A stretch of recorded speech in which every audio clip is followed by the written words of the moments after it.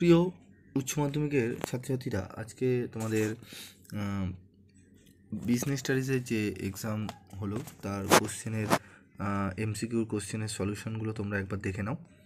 তো তোমাদের যে এমসিকিউগুলো সাজেস্টিভ প্রশ্ন হিসেবে দেওয়া হয়েছিল এবং বড় প্রশ্নগুলো দেওয়া হয়েছিল, মিলিয়ে দেখবে প্রায় প্রশ্নই সবকটি কমন এসছে। মাত্র প্রত্যেকটা চ্যাপ্টার থেকে 4টি করে 5টি করে প্রশ্ন দিয়েছিলাম, সেখান থেকেই তোমরা কিন্তু প্রশ্ন কমন পেয়েছো। একবার দেখে মিলিয়ে নেবে। তো দেখো, তোমরা সলিউশনগুলো দেখে নাও এবং যদি কোনো জায়গায় তোমাদের ডাউট থাকে তোমরা একটু দেখে নেবে, ঠিক আছে? তাড়াহুড়ো কয়েকটি হতে পারে। তো দেখে নাও। পটস্কপ কথাটির প্রবর্তক হলেন, আমি আগের দিনই বলে দিয়েছিলাম, Luther Gulick. The practice of management গ্রন্থটি কার লেখা? Peter Drucker. ব্যবস্থাপনা স্তরের সংখ্যা হলো কটি? 3টি। আমাদের ব্যবস্থাপনা স্তর হচ্ছে 3টি: উচ্চ, মধ্য, নিম্ন। নিচের কোনটি ব্যবস্থাপনা কাজ নয়? পৃষ্ঠপোষকতা, কারণ কাজ হচ্ছে পরিকল্পনা, নিয়ন্ত্রণ, কর্মীপদ পূরণ। ব্যবস্থাপনা নীতি সমূহ তৈরি হয় ব্যবস্থাপকের অভিজ্ঞতা দ্বারা। এই প্রশ্নগুলো কিন্তু প্রত্যেকটি প্রশ্নই দিয়েছিলাম, এই 4, 5 দেখবে, সাজেশনে গিয়ে মিলিয়ে দেখবে। কালকে এইটিও আমি তোমাদের আলোচনা করে দিয়েছিলাম। ভারত সরকার প্রথম শিল্পনীতি ঘোষণা করেন 1948 সালে। কোনো কারবারি প্রতিষ্ঠানের উদ্দেশ্য লক্ষ্য পূরণের জন্য যে পরিকল্পনা করা হয় তাকে বলা হয় মূল পরিকল্পনা। সংগঠনের প্রাচীনতম রূপটি হলো রৈখিক সংগঠন। যা কিছু অর্থস্তন্ত্রের কর্তৃক বা ক্ষমতার গুরুত্ব বৃদ্ধি করে তাই হলো বিকেন্দ্রীকরণ। এই উক্তিটি হচ্ছে হেনরি ফিয়লের। দেখে নেবে তোমরা একবার, বইতে রয়েছে, তোমরা দেখবে বিকেন্দ্রীকরণের সংজ্ঞায় তোমাদের দেখবে হেনরি ফিয়লের এই উক্তিটি করেছেন।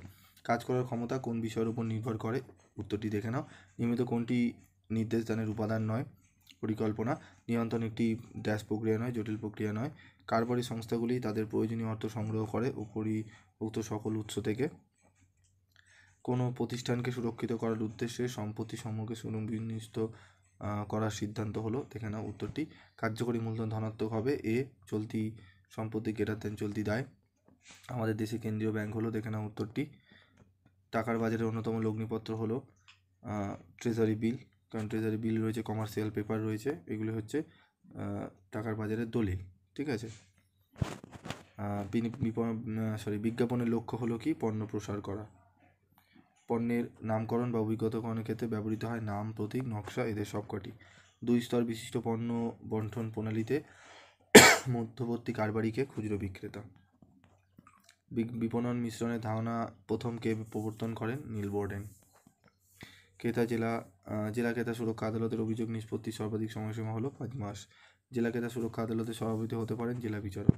রাজ্য ক্রেতা সুরক্ষা কমিশনের সদস্যদের বয়সের ঊর্ধ্বসীমা হলো, এটি আমার যতদূর জানা 67 বছর ইয়ার্স, ঠিক আছে? তোমরা তাও দেখে নেবে, এই প্রশ্নের উত্তরটি একটু ডাউট আছে, তোমরা দেখে নেবে। তো এই গেল তোমাদের পুরো 24টি এমসিকিউর সম্পূর্ণ সমাধান।